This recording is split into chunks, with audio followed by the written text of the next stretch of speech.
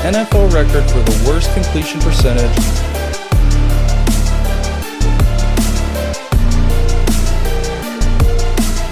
This is a game you need to win. This is a divisional matchup against a team you should beat. This is how you stack up wins.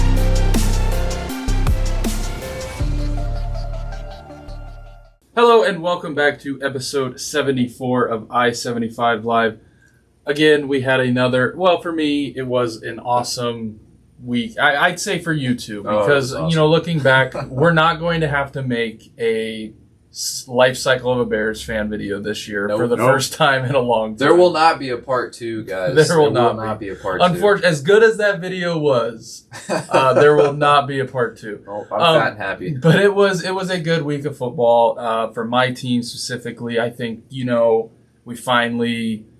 You didn't just win. You kind of kicked their ass. Well, people are saying, well, CJ Stroud helped. But... Yeah, of course he helped. But also, Drake May did have 3 touchdowns against the number 1 ranked defense in the league. He did. Say what you want about it. Not red zone touchdowns either. Like there was a deep shot in there. I think the booty catch, the first touchdown to Pop Douglas. And then the amazing pass to Diggs. That one was in the red zone, but that was, you couldn't have placed it any better for him to catch that. He still has a tiny little issue. He just the fumbles. He's to protect that ball. Yeah, look, hold on to the ball, Drake. Hold on. Now, you know what's really funny about this is someone did some digging of, I know we're kind of going on the tangent of Patriots.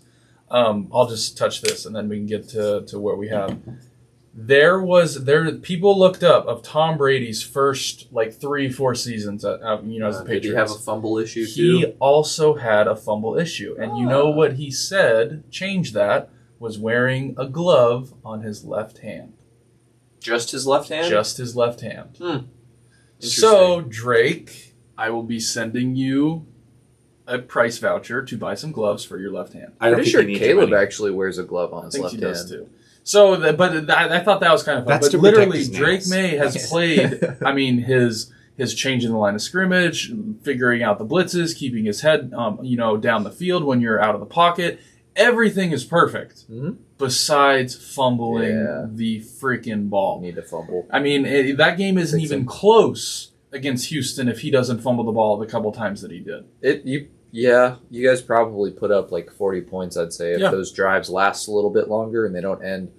Yeah, those fumbles, because you're playing another defense this next week. 100%. Where, the ball is a point of emphasis for them.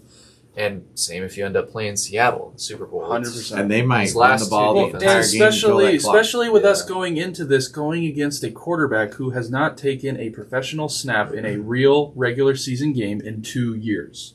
Yeah. All you have to do is protect the ball, score when you need to, play good defense, how you've been playing, and I think you should be able to take care of this game with the backup quarterback. But, as we've seen these NFL games, you just never know what's going to happen. I think it's going to be a great game. We'll get into it later. But before we get into, we've got some baseball talk because that's been, there's a funny story that happened a couple days ago. But before we do that, I will let Dylan take over the sponsor. So, this episode is sponsored by CutBet. Just so you guys know, if you haven't heard before, CutBet is a peer-to-peer social betting platform that allows its users to wager directly with other users on any publicly verifiable result in sports, entertainment, politics, and more.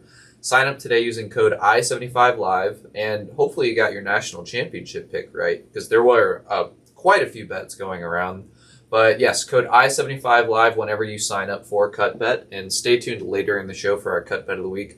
We don't really have too many options, so probably just going to stick with, Dawson's team. But might as well ride it. Yeah. I also think, too, there were a lot of coaching fires and coaching who's going to stay and, that's true. as well. So if you took advantage of that, of some of the coaches that have gotten fired or hired, wherever the case may be, there were some good ones. MLB, though, just a little touch on baseball. I know this is kind of getting to the point to where, a lot of people really didn't care about baseball.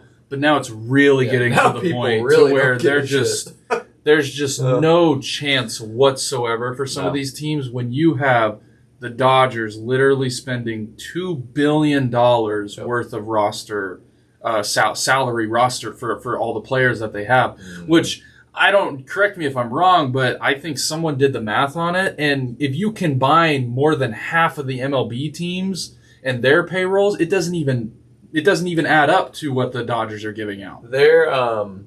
Some of the values of the Dodgers' deferred contracts are equal to more than what some MLB team's entire salary is, and like what they're paying everyone in that. That's clubhouse. ridiculous. It's not. They're not breaking the rules. I'm not mad at the Dodgers. Yeah. Well, then the rules need to be fixed. Exactly. This is like, I'm glad the Dodgers are doing this. Yeah. This needed to happen. Someone needed to be the poster child for why MLB needs a change. And this has been going on for a long time, but it's never gotten to this point. The Dodgers, realistically, correct me if I'm wrong, could have always done this. I just think maybe someone in the clubhouse had the bright idea, or just like, why even try to make it competitive? Like, why not just use our assets to win a bunch of rings? I mean, it's been done in past like MLB seasons quite a few times, like with the Yankees winning 4 in a row or 5, 6 in a row. Well, now here's my question to you guys and to anyone who's having this same conversation is, so you have this season and everyone's talking about the lockout and the new contract negotiation with the, what's it called? The CBA? Yes. Collective CBA. bargaining agreement. So say that all happens. Say we go this whole season, Dodgers win again. They will. Funny if we They clip will. it if they If win they, again. how do they not win? They're So gonna let's win just say they do. Going into that CBA, who cracks? The players aren't going to crack because the players, I think, hold all the leverage. So how does this thing end? So they sent. There was something said into our group chat last week that it's the owners hold all of the leverage, and so whatever the owners want is what's going to end up being passed, because the owners don't care if there's more baseball seasons. They don't. The players need to get paid. This is true. And so ultimately, the players are going to have to fold if it gets to that point. So yeah, whatever the owners want, which is most likely a salary cap, I think, right? And the players don't want a floor. No. No, players don't want a cap. Owners want a floor. Yeah. And so we're going to be getting some iteration, and maybe there's a compromise where you get both. Yeah, but if you have a cap or if you have a floor, then you have to have a cap because then it's just going to be the same thing. Well, nothing changes Nothing with a floor. changes with a You would floor. think. Yeah, it just means that certain teams have to meet a threshold, Yeah. but then you can still have the Dodgers spending $2 billion. Yep. Well, all of this leads to not having an MLB season next year, which it might last longer. It's just, this is not headed for anything good. Yeah. And I do think the Dodgers are doing their part to try and save baseball. I don't think they're actively thinking, oh, we're saving baseball by doing this. But it's just ironic that this act of them just paying every single player imaginable, all of the best guys, and just making it non-competitive is going to end up forcing someone's hand. And it's either this is Manfred's, because I think they brought it up in our group chat as well, this is Manfred's final CBA before he probably retires or something else happens to him, because he's old. And so this is really, besides maybe in the 90s, this is the biggest turning point for baseball I think we've had in a long time. And so, that's where my brain goes, is how does this end? this ends with both. I can think. tell you how it You ends. get a cap and a It's floor. going to end without the playoffs one year, Yep. without a World Series, Mm-hmm. just like back in, 94, 95? Yeah. And It's it gonna be a hurt the complete sport lockout. back then. It hurt. It was over 200 days they locked out. There's going to be another steroid movement after this. So people get back into baseball. I wouldn't. If it gets people watching it more. Yeah, this is and like I said, we're not blaming the Dodgers. Nope. The Dodgers are playing within the rules of what they have been given. They're just their owner, their organization. They finally figured out they could do this. and even someone said how are they they're going to go bankrupt? And it's like No, they're not. because if you They're go not. back and look at the profit revenue that they had last year, it was over I think $1 billion. Yep, it was. They made back Shohei's contract and some just off last year alone. So they're viewing it going, why? That was just in ticket sales, I think. Yeah, and someone even said they had over 30 million people come to their games, and they only California only has a population of I think 29 million. Yep. So they've figured it out. They've cracked the code, and for every other fan base, it just feels like, no one's going to go. No one's going to care. Yeah, no why one's gonna watch baseball? Why watch? What's it matter? There's if it's, no point. If you know the ending to the show, 90% of people aren't going to watch season 1, 2, 3, and 4 when they know the ending. I think what really sucks is that the White Sox are only going to get 1 year of Murakami now. Yeah. Because we're not going to have an MLB season next year. That's great. I'll enjoy this next season just to see, I've been kind of talking about how the White Sox have a bright future. I'm sure other fans think about, hey, my team's going to be fun to watch this year. Does not matter. Yeah. Doesn't matter. There may be some fun moments. Well, there'll be some cool home runs, some cool plays. It's just ultimately it's not going to matter. Nope. There's one team hoisting that trophy next year. The first strike, you guys too, also affected the TV deals. I mean, that's why that's why baseball is the way it is right now. Yeah. And not on. CBS got screwed. To go on to that, there's not even a way, like the Braves, because obviously we live here. There's no way to watch the Braves still because FanDuel Sports is no more.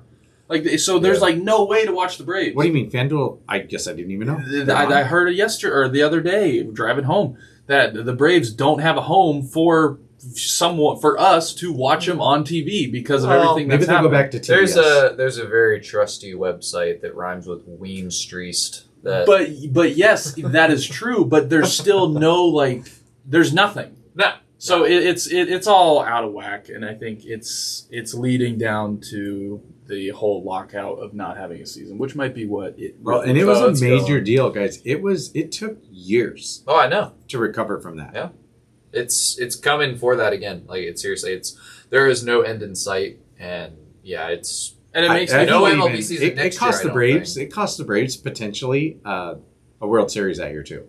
Oh yeah, they were good. They were first place. And it makes me feel bad for people like Peyton, who's he's in the grind trying to make it to that, and then it's just I'm finally this close to really getting, and then something like this could happen. Yeah, lockout. So. That's enough of MLB. Let us know your thoughts of how it could end and how it might all shake out. Or if it all crashes and burns and the MLB dissolves. Which it might, maybe not dissolve, but it might need to crash and burn to get a little bit better. Yeah. National championship game. Last night, Fernando Mendoza, the play that I will remember for him being the Heisman this year. Besides him dropping his first F-bomb of the year. That was awesome, too. That came out of nowhere. I was not expecting that. Thank God, but fuck yeah. That was pretty funny. No, his run on 4th and 5. Oh, my God. Where he dove got hit and then stayed on his feet and then dove for the end zone. Take notes. That was my Heisman of that's what I'm going to remember from this season of, for that, maybe you didn't have the best stats. Maybe you didn't have the Joe Burrow stats of when he won or all that. That was your Heisman moment. You put your team on, and that touchdown ended up being a huge touchdown to kind of seal that game. I think he played great. He definitely, what the funny part to me, or not the funny part, but all the Raiders, Tom Brady was there, the owner of the Raiders, everyone. They saw that play and they're just like, oh yeah. I truly think, as in, he may not be the fastest, he may not be all these things that everyone looks for now, but I think he's tall, he's smart, he gets the game. He knows how to play, I think, within a system that was very apparent this whole year. Mm-hmm. And I think he could be really good for that. He didn't chase the big play either. That he very, very consistent in that he never wavered. And even when they were down in some games, his play style never switched up, ever. It was, very... I was a big fan of Mendoza. And he's proven me wrong a lot. Because at least at the start of the year... Obviously, just being in Indiana, in hindsight, it's always 2020. But what we thought of Big Ten football and how it was just kind of, the top teams are great, and then the rest just kind of fall into line.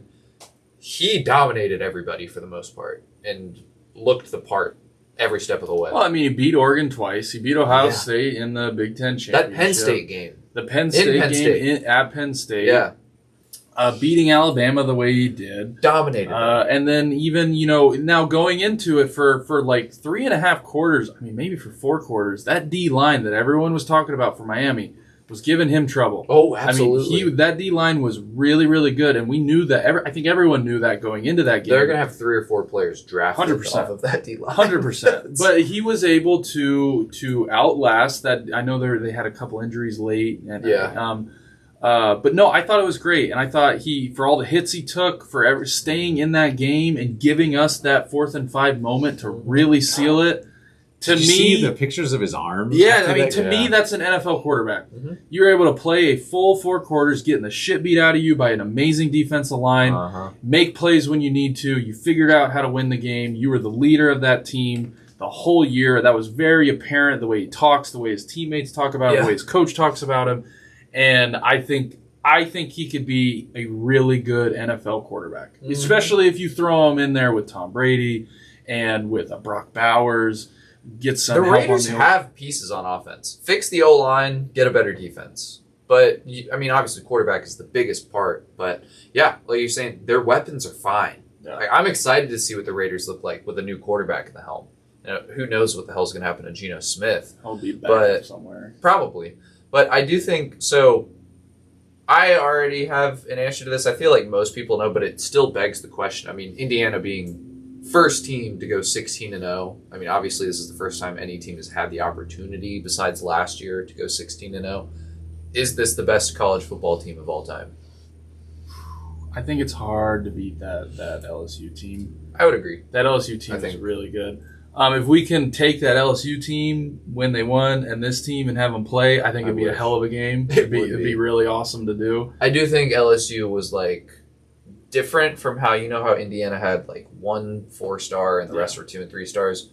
Everybody on that LSU roster got drafted almost. They were 4 and 5 stars, and all of them played up to that ranking. So I think when you really think about it, probably, I mean, LSU, I don't think anybody's ever going to touch that team. Seriously. That was great. And I even saw a stat comparison of like what Joe Burrow did in a national championship versus, I mean, Joe Burrow. He had like 6 touchdowns. I think he had like 5, 6 touchdowns, almost 500 yards. Justin Jefferson, or I think Chase, one of them had 3. The other one had 2. That team was real. But it takes nothing of what Indiana did this year. Now, this is the other thing that I see people talking about.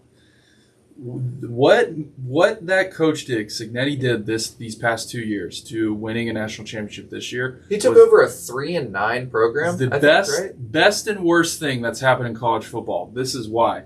I think now, if you go to an SEC team, if you go to a Big Ten team, a Penn State, one of those teams, you've got 3 years max with the transfer portal area, with everything going on to, hey, if this guy can do it at Indiana, there's no reason why you can't do it at Florida, South Carolina, or Penn State, or any of these other teams that are very established football programs.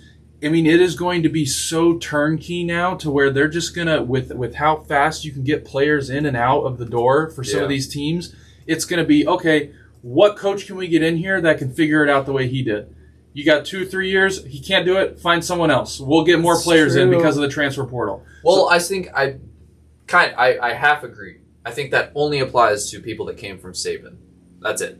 Saban's coaching tree. If a Sabanite, that's what I'm tagging them as, Sabanites cannot figure it out in 2 to 3 years, not the right guy. But I think still, I mean, anyone that learned from Saban has a leg up in the competition. Seriously. I think the last 4 teams were all from Saban in the playoffs. So I do think at some point, but not to say that some teams that just are in poor management aren't going to think that way anyways, even though they didn't come from Saban. They're going to expect that. Because this happened now. Yes. It's going to be, how can we find the next Cignetti to have this happen to our team? Because it's obviously out there. Yep. It's not like we're having to wait 4 or 5 years for them to get a recruiting class in. They can get a recruiting class in like that now with the transfers and everything. So they've got 3 years max, and if they can't prove that they can do it, find a new one. So I think it's amazing what he's done and his journey. Everyone knows it. I'm not going to sit here and say all the teams he went to and his press conference of look me up and, all I do is win. But it begs the question of was this the worst and best thing to happen to college football in the era that we are in right now? It could be. It very well could very be. well could be. And so local news too. Obviously, one of their wins came against Kennesaw State. That's pretty cool. We scored against them. That's right. That's right. Just saying. So I mean, that's cool. We scored more than Alabama scored against them. But So- think about this portal though, and everything that's happened. Like, what is this doing to these high school kids? Like, why would you ever draft a kid out of high school that's unless kind of they what are Peyton said. amazing? Peyton said the same thing where he was like, why take a chance on a kid that doesn't know a system? These doesn't know how to coaches practice? can't afford to take the chance. Yeah. Because it's win now, and they can't recruit these kids and build them up into the program because chances are when they're ready to play, the school's going to fire them because they haven't won. Yeah. So why? I mean, it makes sense logically. If you were the head coach of that team, why would you take a risk and a gamble on a high school kid over going in the portal and getting someone who has played college football 2 to 3 years, older, bigger, more stronger, more developed, knows how to practice, knows how to do all these things when you need to win now? Why would you not take that kid over an 18-year-old out of high school? But It's minor league. This is wasn't part of the 18-year-old reason we talk about how college sports kind of is turning into minor league pro. And it should be, I think. Like, with all the NIL and players actually able to make money, even though this is not what it was supposed to be when it first got passed, but why not make these, like, Colorado states and, like, even Montana, why not make that your first stop? Yeah. And then just going up, that's what they've working done. your way up. That's why Montana is reloading right now. Well, we heard, every year I think they it was lose. Utah State. Utah State, right, is the blue and white. So talking about their head coach's philosophy about how he pitches to players and getting them to come here is he said this in an interview, like as in a press conference, I believe, to end the season, is that what he tells players is players come here to get paid by Oregon a season later. And then we are in charge of developing them and making sure that those big schools are getting looks at you. Yeah. And that's genius. I had never heard a coach openly say that this is how he just promotes his saying school. the quiet part out loud. Yes, he is. And why not? Seriously. It works. It's just, this is the part that some people out there are still just dying on that hill of they're student athletes, and at the end they're really not. When you break down everything of what these kids, I mean, we have kids fighting for their 6th and 7th year of eligibility to stay in college over going to the NFL. The goal was always to make it to the NFL. Now it's not. Nope. Now I don't blame them because of the money that is being thrown at some of these guys, like Ty Simpson, the Alabama guy. He passed up $6.5 million, I think. He should have stayed in college. Yeah. For the money. If I was his parents or if I was anyone in his circle, I'd be like, what are you doing? Yeah. That's life. That's life-changing money income. to just go back and play one more year of college football. Now I know, regardless of the outcome, too, you get that money. You get that regardless, and then go to the NFL. That's it. But that's what I mean is you have like Chambliss. He's now suing the NCAA because he wants a 6th year. And they didn't allow it to happen. They denied it. He doesn't want to go to the Jets. That too, but at the same time, it's about who's picking second. It's about money, and yes, maybe not setting myself up to fail going to the Jets. But if I was any of the, like even Carson Beck, like people are clowning him, I would have done the same thing he did with the amount of money that he got thrown. $4 million. He got to honestly up his draft stock even more. Played in a national championship. Yes. Yeah. If he would have gone last year after that injury, who knows? He would have been a 4th or 5th rounder. And maybe now, not even on a team. He could be, what, a 2nd rounder? He could be a 2nd or 3rd rounder if given the team. You made $4 or $5 million extra dollars just by playing this year. He did. You improved your draft, and that's what I think Ty Simpson should have done, and some of these other guys. But the goal now, I mean, the goal used to be, hey, you play in college till you're 21 and you're eligible for the NFL draft, and as soon as you hit that 21 mark, you're going to the draft. That was the goal, and it is not anymore, and it really, really takes away, I think. Maybe this is also why the NFL is kind of treating some of these players the way they are. Kind of the whole thing we saw with Shedeur Sanders last year of how they, a lot of speculation was, hey, are they like kind of punishing him? The NFL is the humble pie now. And it also, some of these guys go into the NFL, like for instance, the D end for the Bengals that the Bengals drafted. Yeah, Shamar Stewart. All the shit that happened at the beginning of the year. He barely played, had like maybe 2 sacks, I think. Yeah.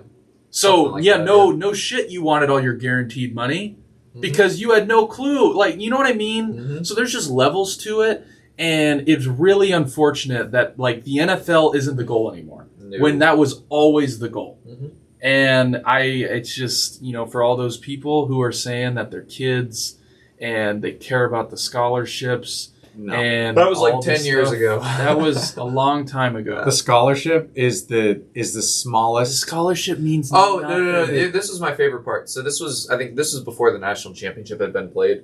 People asking Carson Beck. Yeah. They were like, so Carson, what is it like being a student in this, part of the season where it's like finals are over, but you're still, and like how do classes work? And Carson just looked at her and went, I haven't had classes since 2024. I graduated. No, wait. You just changed that story. That's not really what he said. He had to catch himself and go, well, like obviously, like I have like, some major programs and like I'm doing stuff, but yeah, he's going for another degree. But like he's class, graduated. like I don't go to class. Like that's hilarious. Yeah, so he like caught himself and he was like, oh shit, like I well, because remember, so also bullshit. He's going for other degrees that he's actually going to finish. Yeah. So Dawson, like in your school, your senior year, if you say only had 3 classes left, you could have taken those 3 classes to graduate, and you would have been eligible to play your senior season. Yeah, because that's all you needed to graduate. Yes, but if I decided to stay... But if you graduated, though, and stayed another year... Yeah, like if I would have stayed... You could have stayed one more year, and you had no classes left. You were graduated. You'd have still had to take classes. Yeah, so like I had the extra COVID year. I decided obviously not to stay. And it was like but if I decided to stay, I would have had to join or have the bare minimum of classes in order to like be eligible to play for the school. Couldn't play. I couldn't just say I wanted to play for another year because I had another year even though I already graduated. I'm going for fine arts master. They just need I'm gonna have the tutors do it for me over the summer, so I literally don't have to do shit. Yes. Well, remember too with the kid we know, obviously in Ohio State, where he went up there. Like they'll go up and have these crash course classes, and like in the summer, they'll take an entire class for 4 weeks. That I've heard. And well, get that their grade, and then they can take less classes during the season. Yeah, a lot of people don't know is sometimes that's why they're there all take summer classes. They'll take their full course load for that fall semester in the summer. So during the fall semester, and they're super fast too. Yeah. They have their tutors take it for them. But then that way during the season, during the fall, they literally do nothing but football. Yeah, because those classes for that fall semester were taken in the summer. Yep. So it's a way they cheat, and most people don't know that.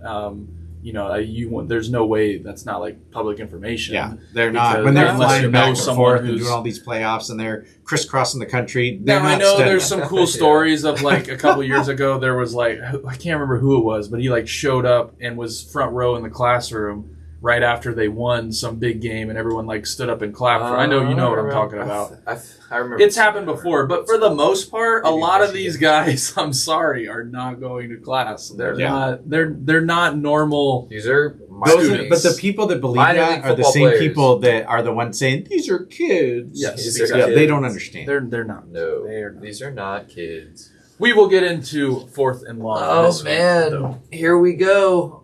Oh man, what do you got for us this week? Let's go.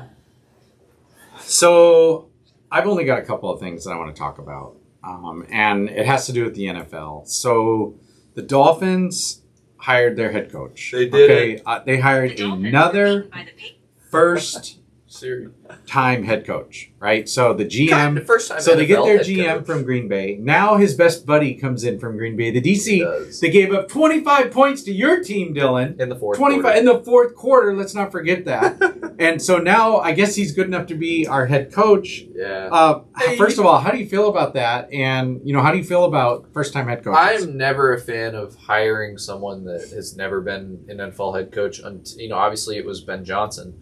So it can go right, but I just think Ben Johnson is such a crazy outlier in that because I think everyone knew that he, especially learning under Dan Campbell, he had what it takes.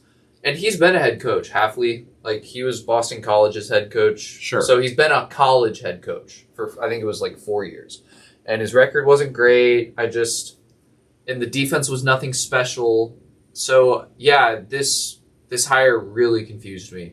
I don't know. And to be so early, too. But like Dawson, you said, well, who else are you going to hire? Well, I thought of one. Well, you could interview, like... How about Chris Shula? No, like Dable or like Joe Brady or Clint Kubiak once Seattle's done. It's just like, why now? Why now? Well, it's almost like the whole Falcons thing with Stefanski is I know some people are going, well, shit, we should have really waited like to see what the Bills were going to do. Yeah. With McDermott and some of these other teams. Yeah. I feel like, though, it was kind of, I don't remember teams hiring head coaches this fast, though, while the season was still going some on. Do. It feels like this was the first time in a while that it's happened as fast as it has with Harbaugh, The with Bears Stefanski. did it last year. The Bears did it during the... I think he, went to us right after the Lions lost in the divisional round. It was like that week or the week after. Yeah, it was before the Super Bowl. I guess I just don't remember it being as fast as...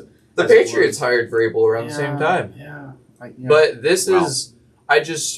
different from last year. We had teams where we were waiting to see if they would fire their head coach. And then, like the Bills with McDermott. I've got to imagine that Harbaugh and Stefanski are sitting there kind of like, well, I would have my contract signed. I would have much rather go and coach Josh Allen than maybe either a Michael Penix or a what's his name? I'm losing the Kirk Chains or even the Dolphins. Like, who the hell is quarterback? Well, listen, I just wanted another Shula in the building. I wanted Chris Shula. That would have been great. If you're going to hire a first-time coach, hire him. So speaking in terms of teams who fired their head coaches, so 10 teams, almost a third of the league. This is the most ever, okay? The record was 1977 and 2008, which was 9. So this is the most coaches we've ever had fired in one season. Which one is your biggest surprise firing? Oh, Biggest surprise. I'm going to say... I'll say the Steelers. I did not think the Steelers were going to break that. I guess it was kind of like a... Even though they technically didn't fire him. They fired him. They just didn't want to have it on record that they fired a coach because they never had to fire a coach ever. I think I was going to say the Bills, but I think after his little press conference that he decided to say, we're standing up for Buffalo, I knew it was like, this guy's trying to save his job. He knows he's trying to win over the pissed off fan base. He knows he's trying to save his job right now. So as soon as that happened, I was like, he's 100%. Well, we don't have time to talk about what he was pissed off about because I'm sorry, that was a catch. It was reviewed way too fast. It was when you got NFL DBs coming out, especially Richard Sherman saying that was a fucking catch. I think more so the fact that the Devontae Adams thing happened in our game literally it was just right such after. A different play though. When you really watch those plays, to me, was it though? So same frame, and I know we're getting off topic. So a receiver has more hands on the ball than the DB. When his knee goes down, the ball is not moving. It's stationary. It's not, getting juggled loose or anything like that. And so, full control, knee down. For Devontae Adams, literally pretty much the same thing. They said Devontae Adams was down. And then after the fact, it was I think it was either a fumble they were trying to rule, seeing if it was a fumble or if it was an interception. They said it was a completed catch, down. And then with the Bills guy, just an interception. So to me, this is what I told you this when it happened. This is how it makes sense for my brain and for what I believe the rule is. If Brandon Cooks if there was no defender on him and he would have went up to catch that ball, did whatever he did, hit the ground, and the ball popped out of his hands and hit the ground without being touched. But even if that ball was moving, he was on his back. But to me, that shouldn't matter. If you can't survive the ground with the ball, hit the ground though. No, I'm talking about him. When he goes up and catches the ball, just because he goes up, catches the ball, and you find a still shot of him having the ball being touched, his knees down. Oh, he caught it. No, he didn't survive the ground. If he would have gone up with no defender, I could pull a still picture of any receiver holding the ball. Oh, my knee's on the ground, but as soon as I hit the ground and my head, the ball popped out and I lost it. That's an incomplete pass, I think the issue people have is that it just changed possessions. The ball never hit the ground. It was never incomplete. It just changed possessions after one guy already had control and was down. Usually tie goes to the receiver. And with a tie, goes to the receiver. And he was on the ground, and even if it was moving, he was on his back. The other similar dude, to literally the Devontae, full arms extended, reaches in there. I just feel similar to the Devontae Adams thing. Is that possession can't change once he's down. And so there was control. His knee was down. Everything after that should not matter. It should, play over. So let me ask you a question. If Cooks caught the ball and he just got touched, landed on the ground, ball popped out and hit the ground, what are you calling? Depends on when he got touched. Like if he, but he didn't survive the ground. He didn't survive the catch. No, did he make a football move? Would be another. No, I'm saying he jumped up. If the DB was on his back or like on his side, he jumped up. He caught the ball the same way he did. All the DB did was just touch him, so he's touched. But he goes down to the ground, hits the ground, ball pops out, hits the turf. What is that? That's an incomplete pass. Yeah, but again, that's not what ended up happening in that, like, the ground never caused the ball to get nudged. The ball didn't come out. Maybe it was moving, the defender but he didn't have time so to secure that ball. Because he was able because the defender was able to, I think, gain possession of the ball as fast as he did, as fast as that play happened, tells me that I don't think he had full possession of that football when he hit the ground, which tells me that if the defender wasn't there, to kind of basically rip it out of his arms or rip it out of his chest while the ball was still kind of rolling around, not touching the ground, that he never really had full possession of the football. What about the Xavier Worthy catch last year? Look, this is what I hear everything you guys are saying. Because the Xavier Worthy one was a catch. This is why it's so fucky and so murky. Take away the DB, though. He falls on his back. The ball's on top of him. He's going to, even if the ball moves slightly, it wasn't like he was going to be rolling around like that. That would have been a catch. He would have caught that ball. Down. That ball would have never hit the ground. He would have secured it. But my thing is that, and that's hands fine. On the ball, knee down, being touched. But instead, though, it's like, during that split second, the DB reaches in there, rips it all the way out. Then, hold on, let me ask you a question now. He catches the ball. He has the ball, knee down. The defender touches him, but then he loses control of the ball, and it hits the ground. After he's already been touched? After he's already been touched. And knee has been down? He did not survive the ground. Well, he did. You just said he lost the ball. After he got touched. No. He lost the ball as he hit the ground. Yes, he got touched by the defender as they were fighting for the ball, but say he came down with the ball, hit the ground, ball pops out, and hits the ground. That's an incomplete pass, no? It's the Calvin Johnson rule. It's you have to complete it through when that all happened, he caught it, got up, lost position. He didn't survive the ground with the ball. I'm not arguing and I'm not saying you're wrong. I'm not saying you're wrong. There just needs to be a conversation in this offseason to really go, okay, this is black and white of what is a catch and what is not a catch. Because you can't have this, especially in playoff games. Mm-hmm. The Devontae Adams catch and this one. As they didn't even take a look at it. They were like, we made our decision. We're going. It wasn't even a review. Yeah, that's the worst part. It was a bad look. Okay, guys, last thing, and then we got to get to this. So it might be too early to make a guess, but I'm really curious. What team do you think will make the biggest turnaround this next year based on results from Before you do that, also, I thought it was funny that Joe Burrow tweeted out for the first time in 2 years being like, we need to figure out what the hell's a catch. This is so stupid. And everyone's saying that's funny because he hasn't tweeted anything in 2 years, and that's the first time he tweets. So I thought that was funny. Speaking of tweets, though, how about the other funny tweet that came out, the troll tweet from the Eagles quarterback, the Eagles backup quarterback, Nick Foles saying, "Don't worry, Denver. Against the Patriots have problems playing against backup quarterbacks in championship games." That was pretty funny. That was pretty funny. So, what do you think the biggest surprise will be this next year? Who's going to make the biggest turnaround based on what you've seen so far? Maybe that team doesn't have a coach yet. The Giants. Yeah, I mean, New York Giants. with the amount of teams that we saw have so much success this year with first-time head coaches, Giants are making playoffs. it's crazy to say that it's not going to happen next year. The Giants are a great one. They have a quarterback. They have a running back. They have Malik Neighbors will come back. The defensive line is good. Scatteroo will come back. Oh, yeah. Yeah, They're making the Scatteroo will be playoffs, back. That in my D-line will opinion. be good. Yeah, that's a good pick. And they'll have, a weaker schedule because they finished Jackson Dart can play the poorly. whole season. Yeah. Hopefully.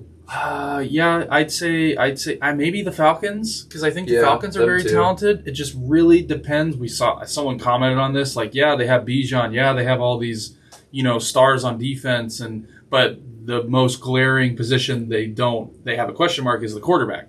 So I do agree with you, because I've been notorious for saying if you don't have a quarterback, I don't care how special you are. We saw that with the Texans. If your quarterback plays like shit, doesn't matter how good of a defense you have, you're probably going to lose. Speaking of playing like shit, that guy has not been Stroud. good in the playoffs No. his whole career. So far. Well, no, he's The first won. year he He's was won. He's won a playoff game. yeah, but his isn't first he 3 the years. first quarterback with 5 interceptions and like 5 Yeah. fumbles or something? in one postseason? Yes. Yeah. Yes. It was but- not a good year. Yeah, no, I like the Giants. The Giants is a great pick to Okay. make the playoffs next year. I'm sure as soon as all these coaching vacancies are filled out, maybe Yeah, it's probably too early. probably a little too early, but I like the Giants. I do. Yeah, Giants are going to be good. I Okay. agree. That's it. That's all I got, guys. Well done. To get on to the divisional round recap, we'll kind of go through these as we see. But the Bills, Broncos. So Bo Nix being hurt, I said it. It really, really sucks. Mm-hmm. I feel bad because I think he played the best out of every. Caleb. He was the highest rated quarterback of the weekend. Yeah, Had like I a 50-point difference in QBR between him and Stafford. I'd probably nod just a little bit to Bo Nix because I do think he had almost 350 passing yards against a really good Buffalo pass say that. defense. Could we count the amount of drops that the Bears had? This is in that also game? true. I think there were probably at least 100 Well, if yards Adun- and a touchdown left on the field. If Just Adunze on catches drops. that, they score a touchdown on the opening Uh-huh. possession. Yep. The whole kind of DJ Moore thing at the end of the game where he kind of cut his route a little short. And Just then stop running Loveland his route. also had a ton of drops. That and he got concussed. Yes, late in that game too, to where that's why Kmet was in the game to catch that final touchdown. Yep. No, but I think the Bills Broncos look. Bo Nix being out, that really sucks because I think he did play very good. For all the shit that he's kind of gotten, for all the shit that we've kind of given that whole team, he played good. Sean Payton put a really good game plan. There were a lot of good play calls. But Josh Allen, I'm sick and tired of people giving this guy excuse after excuse when now he is in sole possession of most turnovers by a quarterback, like by a lot, since 2018. The fumble he had to let them kick a field goal right before halftime was bad. terrible. Yeah. It was really bad. His one interception to Cooks, I'll leave that up for if you guys think Catch. if it was a catch or not. That's fine. Xavier Worthy says that was a catch. His one interception on the other deep ball was really bad. I don't Yeah, know that how you was didn't see bad. that safety right there. And to me, it's just I just don't why does he get the special treatment over guys like Lamar and guys like Burrow and guys like some of these other quarterbacks, to where if we're going to put the blame on some of these quarterbacks of it's on them, even CJ Stroud really isn't getting like all the blame that he should. Why is Josh Allen not getting the blame that he deserves Mm-hmm. for you that want to game? know what Caleb said when he saw that game? Well, he didn't really say this, but he should have. I'm pretty sure he asked someone to hold his beer, and he said Superman, and grabbed his Superman cape. Because I know we're not to that game yet, but Caleb, as far as I'm concerned right now, Superman. he gets the new title of Superman. Superman. Like Josh Allen lost it after whatever the Yeah. hell He got just his happened. cape stripped He from him lost in his that cape. game. It's gone. I'll give you that. And but do you still stand on the fact you guys said the Broncos were the worst 1 seed that you've seen in a while? I take it Do you back. still stand on that? And because if so, now they have Stidham in that. Like Stidham. it's over. I Yeah. take it back. I apologize, take it back Broncos. to a degree. I think Sean Payton had 2 weeks to dial up a really good game plan, and that was really noticeable with the play calling and being healthy on the defensive side of the ball, being fresh, being able to They just have such a good roster. They do. They have a Their very good O-line's roster. really good too. But to say and to take back of what they did during the regular season of some of the games that they should not have won and some of the games that just happened and even beating I don't take it back. By 4 touchdowns to the Giants. Yeah. Or being up 4 touchdowns. And having to come back the way they did. Yeah. But this game against a good team, against Josh Allen, I know we kind of say what you want. They were able to force a lot of turnovers. Like we've said, that's how you beat them. You make them try to be Superman, and that's what they did. The defense is good, and even like I think is really underrated on that team, and it was someone we talked about when they picked him up. Is their safety Ufanga? Oh yeah, from San Francisco. He's a dog. He flies around that field from middle linebacker, strong safety. I mean, he's all over the field making plays. He is one of the guys that I am really scared of playing. For my team. Yeah, he is a playmaker. He is like a Derwin James on crack. I think. So that will be interesting. But no, look the Broncos without Bo Nix. It significantly changes the way that they are going to, I think, play this game. For the sheer fact of you have a guy stepping into an AFC Championship game who hasn't taken a regular season NFL snap in 2 years and just been a backup. Sean Payton will have him ready, and he'll have to call a really good game scheme wise and play wise for I think to him to be consistent during this game. Yeah. But it's going to be very entertaining, and I can't wait. For a lot of reasons. For my team going in, I mean, the last time we saw this, I mean, it feels like we're in 2018 again with the Seahawks and going into the NFC Championship game with the Broncos, Patriots. So it's a little nostalgic for me. But the Bills, like we kind of mentioned, firing their coach, that's a whole nother... It to me felt like a little bit of a scapegoat. It was.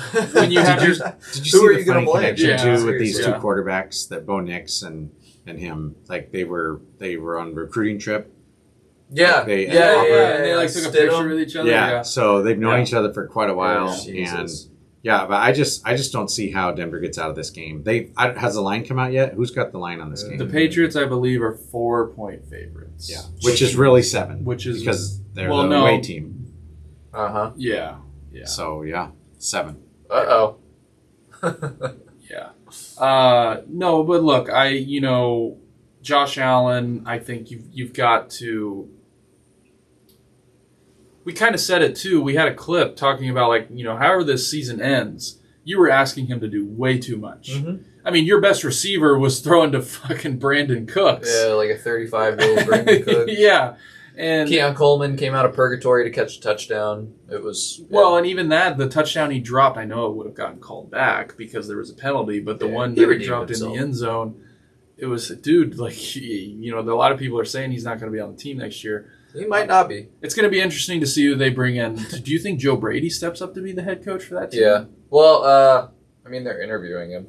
I would imagine some new offensive guru is going to get that job, whether it's Kubiak or Mike they just McDaniels. promote Joe Brady or, Mike McDaniel. Might, honestly, his personality might fit that team. He might mesh well with Josh what about Allen. Kingsbury? How old is Josh Allen? Yeah, Cliff Kingsbury, too.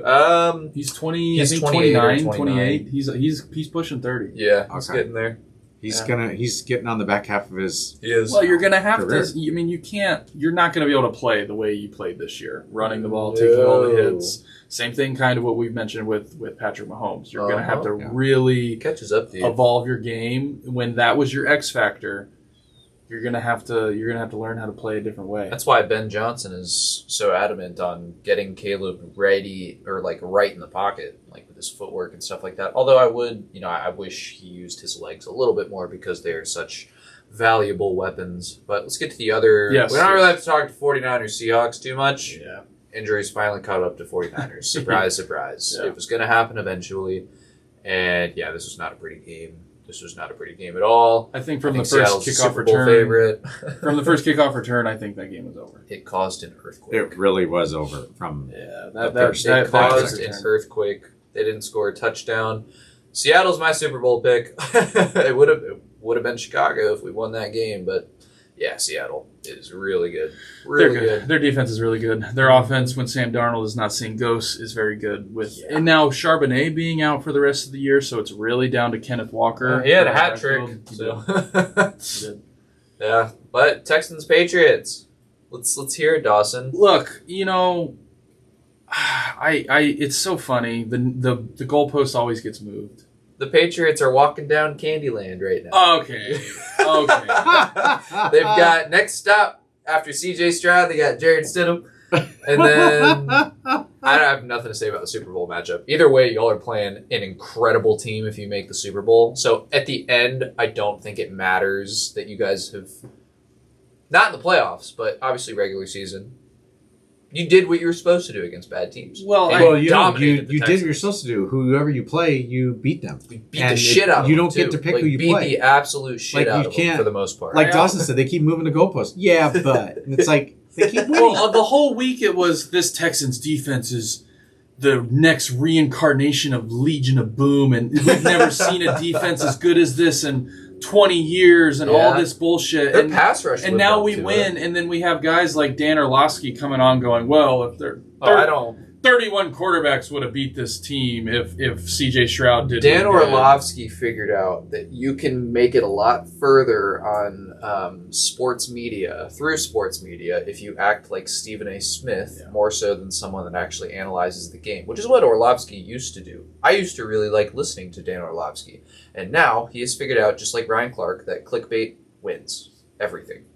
And it will always win. So I don't pay no attention to what they're saying about your favorite team. Trust me. I've had to put up with it all year long. We're talking about the Bears. I know. And people switching sides. And you're like, oh, I knew this all along. It's like the Cullen Smith special. I hope you get to this point, Cullen. That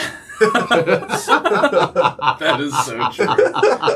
He's pretty good at that. He's kind of like Vanny. I called it. I knew it. Vanny was notorious for setting himself up. Wait, did he do that this weekend? What did he say this weekend? Wait, you mean he set himself up so it'd be right either way? No, Vanny always sets himself up, and he knows this. So he's never wrong. He always sets himself up so he's never wrong. To where he'll look at a conversation and be like... oh, they're going to win that game. Like, they're going to win that game, but they could lose. But if they lose, it's going to be because of this. Yes. It's like, see, I told you. Yes. But if they win, like, see, I told you they'll win. Yeah. Vanny's pretty notorious for that. Yeah. But is CJ Stroud speaking of Vanny, have a job next year? Vanny picked Indiana to win. Vanny did pick Indiana. Before the playoffs even started. Before the playoffs started, he picked them. Before the conference championships happened, he picked them as the 1 seed. So and we all laughed. Like, we need to go back to the tape. We laughed. Yeah, I laughed. He did nail that one. He did nail that one. To go, though, look, I think CJ Stroud, yes, he played like shit, but why did he play like shit?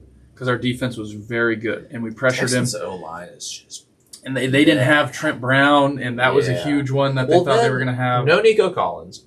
Dalton Schultz goes out after, like, I think the first series or, like, the second series. And then, he's thrown to 2 rookies and Christian Kirk. So it went downhill fast. So obviously, like, Patriots had help. They still won the game. Like, Drake May, like we were talking about earlier when the episode started, that's one of the best pass defenses in the league. And he went deep on them, like, 3 or 4 times. There was one quarterback the entire year that scored 3 passing touchdowns against them. Drake May. Yeah, it was Drake May. In the playoffs. That's it. One quarterback the whole season. Yeah. And they played some pretty good quarterbacks. It's not a fluke. It's not a fluke. It's not a fluke. I mean, we're not winning games on luck on how some people are talking about it. Not to say, though, that, hey, Justin Herbert didn't have an O-line. Of course that helped. Oh, CJ Stroud, I don't know what he's doing. Of course that helped. Yes, all those things are true. But to say that Drake May didn't play very good and didn't score 3 touchdowns on offense against what people were saying was this generational talent of a defense, which is true. 2 things can be true, and the goalpost just continues to get moved. Even this week, onto the ball. Like we would, I think, I saw a stat, I can't remember exactly what it was. We would be the only team in NFL history to go up against 4 top 5 defenses in a row to win a Super Bowl, if that's what it goes down to. The Chargers, the Texans, the Broncos, and then obviously if the Seahawks win, we'd have to play the Seahawks defense. That's pretty crazy. It'd be the first time in NFL history that a single team would have to go through that. And then what are we going to say now? Oh, well, Sam Darnold, like, he's this, he's that. Like, Yeah. So that's what I think. But look, I think, we were able to, at the end of the game, we found our run game. We were able to kill like 6 or 7 minutes off the fourth quarter to really seal that thing. Our defense is playing great. I think out of the 2 playoff games we have like 67 pressures, which is insane. I didn't mean to do that. And it's funny because I remember seeing that stat. I think you brought it up when we played the Chargers. The Chargers had like 32 dropbacks, and we had like 31 pressures. Yeah. So we pressured Herbert on almost every single play on every. You guys are Indiana. You guys are the island of misfit toys. Just a bunch of players that didn't really pan out elsewhere, or just played elsewhere. A really good coach. Yeah, with a really good coach. I mean, they're not doing this without Vrabel. No, and they're certainly not doing that no. Yehu you had last year. Hell no. No. And that's why I say this is not a fluke. Like, you can think whatever you want, and yes, maybe getting a little lucky and all this stuff, but you don't win these games the way you have been by just luck and just let's just go out there and play and see what happens. It just doesn't happen that way, especially in the NFL. The Chiefs have had a little luck over there last few years too. But everybody gets luck. That just doesn't. A little luck just helps now and again. It just doesn't happen it does. I don't know. Well, onto a team that did exactly that more than anybody this year. And I don't care what anyone says, the Magic did not run out on Sunday. They got too greedy. Seriously, they had that game, and they went deep one too many times. Yeah. That play, regardless, obviously DJ Moore, that's on him. He didn't even finish the route, but obviously didn't cut it like most receivers know to do. Be friendly with your route and your quarterback. Just, stay in between the safety and the linebacker when you're going across the field. And just for some reason, did he not think he was going to get the ball? Like, what did he say? I think that's kind of what it looked like. Like, it looked like... he's been known to do that. Like, if he's not getting the ball, he's not going full speed on the route. And it definitely ends up, like, I don't know if he's going to be on the team next year. He may end up being used in a trade to get a guy like a Max Crosby, which the Raiders need a number 1 receiver. But the Magic did not run out. I think after that 4th down pass, like, holy shit. That was insane. When he's running when I saw him running backwards, I was like, no. And then he launched it, and I was like, fuck, this is going out of bounds. And then he I was like that was insane. There's just no way. You want to know, obviously, it's a bummer they lost. But especially after last week, beating the Packers, knocking them out of the playoffs, I agreed and told myself that everything after that was extra. I had been fulfilled. I'm fat and happy. Next year, I'm excited for regardless. Yeah, I'm a little sad that it ended the way it did just because we had the game. Like, we won that game, seriously. And then who knows what happens in Seattle next week with all that momentum. There's a chance. There's a chance. But... seriously, I could not have asked for anything more. And next year, going in, because I heard someone say it, if Stafford ends up retiring after they win the Super Bowl, who is the top quarterback in the NFC? And it feels crazy that I can even throw my quarterback's name into the hat with, all of the different teams that are in the NFC, but... going into next year, after the development that he showed from last year to this year, what's he going to look like next season? I can't wait. In the draft and free agency, this is the most optimistic I've been ever about a Bears team. And this was the best season of my life, ever. Sadly, though, so I put this loss on your coach. That too. And I put the whole season on him because he got him there. Yeah. But I do think that last series, even when you look at what even Miami started to do last night, they were just kind of plunking it down the field until, he took a shot and then got picked off. When Caleb did that, I was like, at first I'm thinking, why are they going so fast? Why you're going to leave too much time on the clock? No. I was like, you got to eat some clock. The game's over. They score a field goal. In overtime. No. Okay, we're talking about the Bears right now. Yeah. When you guys got the ball and you had your shot, you were... In overtime? In overtime? Before overtime. Oh. You tried to go too fast. Well, they kind of... you scored the game-tying touchdown with 15 seconds left. Yeah, there were 15 seconds left, but I just... No. Okay, No, go back and watch that game and look at that final drive. You guys were taking big shots down the field. You weren't. They were giving you they were giving you. You could have thrown over the middle the whole way. You could have gone 4 to 5 yards, and you didn't. You kept going for the bomb, and they ran out of time. They ran out of downs, and that's why you guys ended up losing that game.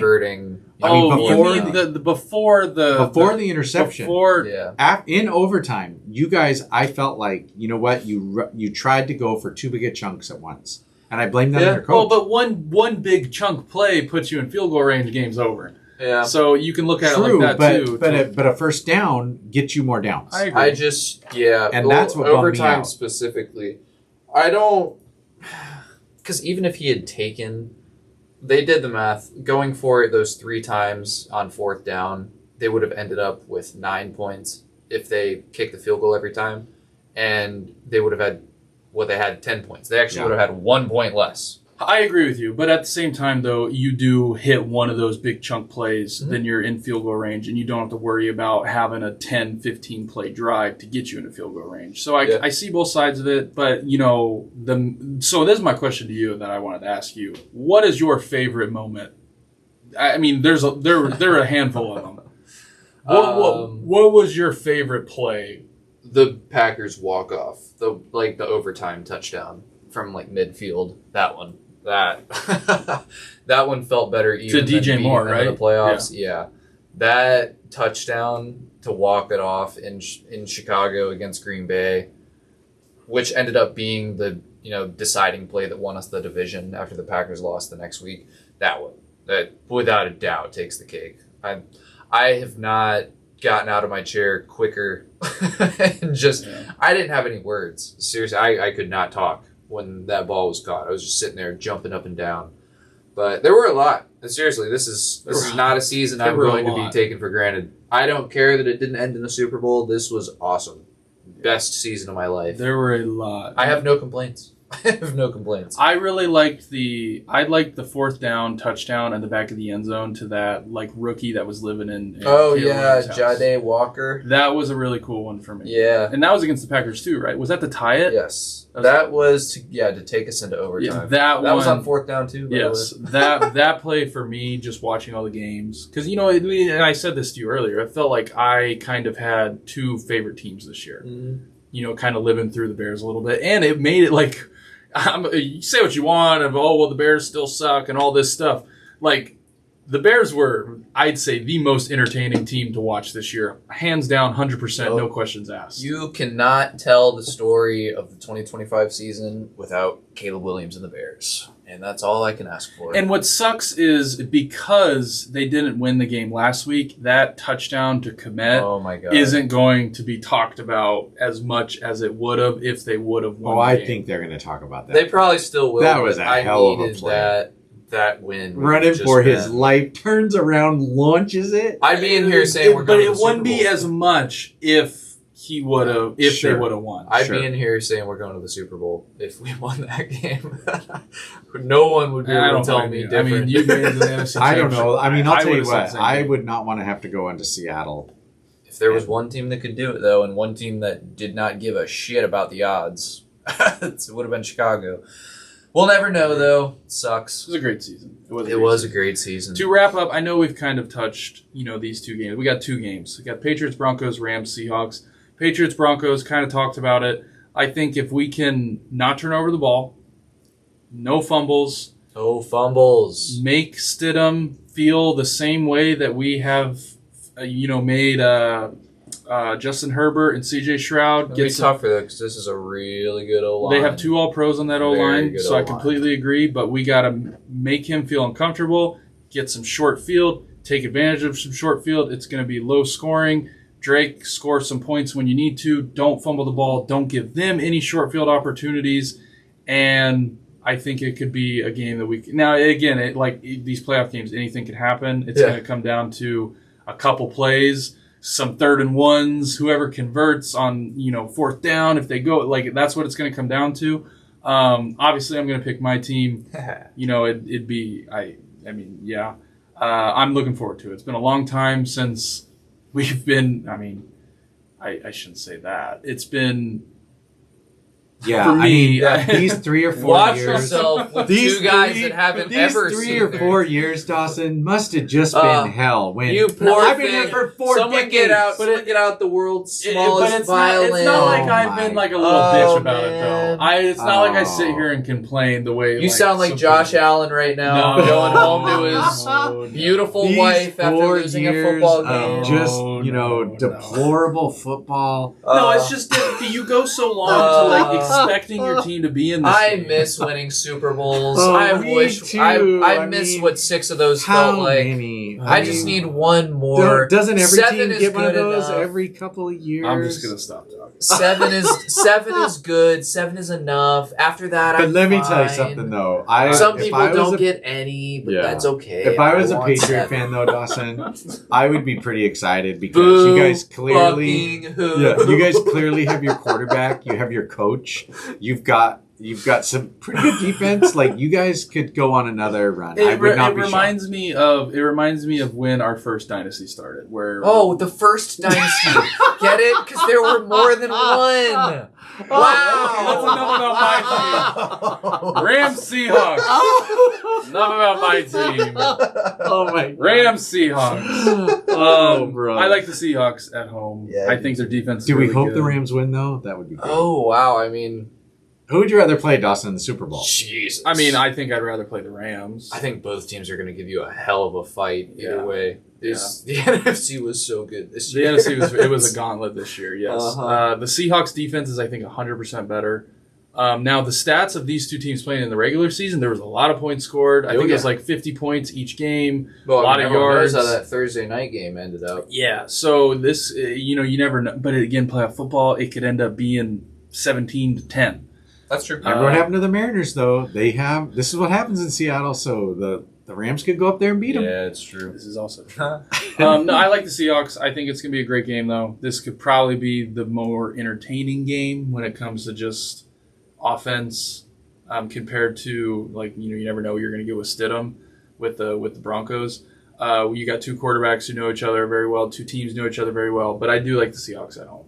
I will be taking the Seahawks. This is the third time the Rams and Seahawks, that they played each other this year. Give me a Patriots Seahawks Super Bowl. That's There you where go. I'm going. The rematch. Yeah. Malcolm Butler, where are you? This is I know, right? third time they've played? Third time? Or second I time? think second. In the Super Bowl? Second? Yeah, in the Super Bowl. Well, it I think hasn't happened second. yet, but if it does happen, I think it'll be the second. It'd be the Just a second. second? Yeah. Okay. Yeah, Bet of the it's gonna weeks. be good. I do not. We're falling into the same. Filming on Tuesday. All the lines. There's very limited. So my bet. We actually did another. We did great on last week's again as Except a whole. for mine. Did you not? I No, thought you did. Colston Oh, won. you had touch. I thought you had his yards. Anytime touchdown. I thought you had his. Neither would have cashed, Yeah. probably. The yards would have been closer, but yeah, you did not score a touchdown. No. But yes, no, this bet of the week, I do not have one. Dylan does not have one. We will have those on our graphic like we do always. We've been doing pretty good on those. I haven't tallied up the scores from last week, but I think it's getting pretty close to we'll probably know who's going to be the winner. So I'll do that, and I'll update I'm in that. the running. Yeah, it's I'm you, close. Jack, and I think Kaiser is up there. I could be wrong, though. I could be wrong. Cut bet of the week, though, like we mentioned at the top of the show, Patriots money line. That's what we're going to go with. We're going to ride my team. I think it's going to be a great game in Denver. Altitude, everything feels like 2018 when they last played. I'm really, really, really excited. I wish my team was playing. I do, too. I really do. This would have been fun. It We would've- might have gotten our ass kicked, but I don't care. I do too. Like I said, I was totally a Bears fan. I think you were too. I mean, it was is- hard not to. Oh, It is yeah. almost better, though. It's like the mystique is still there from the season. Everyone's going to think, like, okay, what if Chicago went to Seattle? Versus if we did actually win on Sunday and then we just get blown the fuck out next week in Seattle. That would suck. Yeah. This way, I'm kind of like, whoever wins isn't really the true team. I think mean, we lost that game. The Bears game kept me up the latest I've stayed up for any game all season. It was awesome. I can't wait for next year.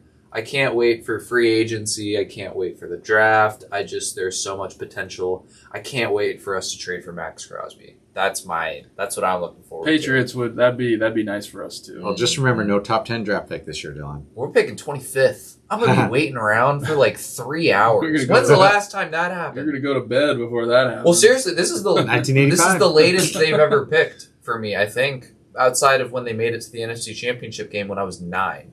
This is the latest they've ever picked in the first round. This is going to be cool. I don't know what to expect. Maybe they trade up. Or they trade got all back that and talk just get coming. some second round, third round, build It is up true. that roster. It is true. Never know. But yes, thank you again. Hope you enjoyed this past week of football, and the obviously college football is over, so long road Yeah. until that starts up again. Championship weekend We've this got weekend. 3 more football games this year. That's right. Unfortunately, Hard to believe. been a long season. Unfortunately, it's over. My It favorite time of the year. But yes, hopefully you enjoyed. Let us know your thoughts on MLB and the Dodgers and what that could look like for the next couple of years if there is going to be a lockout. And let us know what you think about these next couple games. And everyone was a Bears fan this year. I don't care what you say. Everybody. Everyone was a Bears Except fan for this year. Packers fans. They had, except for Packers fans. They had the most entertaining games, hands down. And if you weren't watching it, being missed out. excited on it, I don't believe you for a second. I'll just say this. The NFL, after we lost our game, posted a highlight reel of Caleb Williams' season-long highlights. Not only is it longer than all 3 of Justin Fields' highlight reels combined, it's almost an hour long. So, mic drop. See y'all next season. Hopefully, it turns out better. But, I got no words. I have a lot of expectations. You got the right coach. You got the right quarterback. You got talent. I think. And we play the Patriots next year in Chicago. Yeah, that'll be fun. How about And that? we You guys come will be to there. Atlanta. We'll be here in Atlanta next season as well. I will be going to probably 4 or 5 Bears games next season. Minimum. We'll see. Playoffs too. It'll be fun. Well, thank you guys again, and we will see you guys next week. Yes, sir. It's been real, guys.